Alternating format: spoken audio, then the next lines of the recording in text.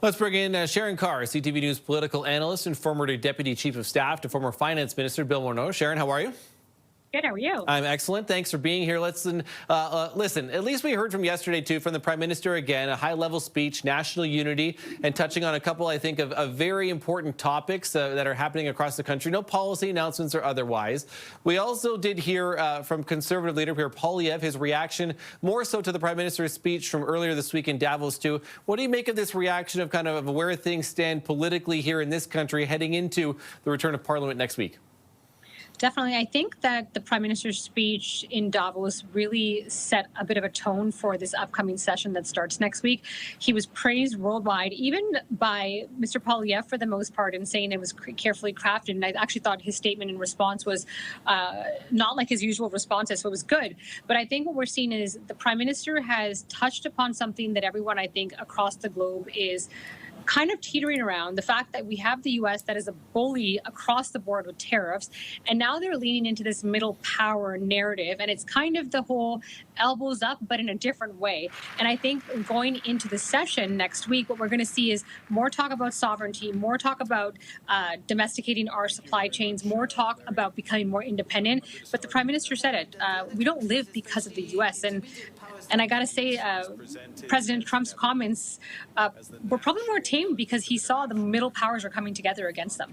And just touch on that, too, and maybe, you know, related to Donald Trump's decision last night to announce on social media, at least at this point, that the U.S. has rescinded the invitation to join the Board of Peace. Now, again, the U.K. and France have outright refused to join, and other European allies are not part of this alliance, at least for right now. There's $1 billion payment in order to take part in this Board of Peace. Not necessarily the greatest thing, it doesn't feel like, for where Canada-U.S. relationships standpoint, but it gives the Prime Minister an out. What are your thoughts? Yeah, it definitely gives them an out. It saves Canada $1 billion USD for starters. So I think a lot of people felt, and I think a lot of people do feel uncomfortable with this whole concept of Board of Peace because, again, it's the U.S.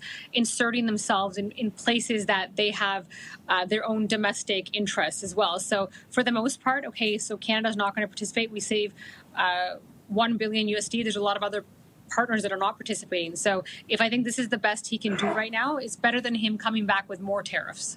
And do you think, too, and again, heading into next week as well, as we talk about the return of Parliament, at least at this point, Sharan, you know, that tone of Pierre Poilievre's statement and whatnot, I'm not saying it's going to be necessarily more measured or there is going to be any more cooperation in the House of Commons, but that was a significant shift that we have seen from the Leader of the Opposition before.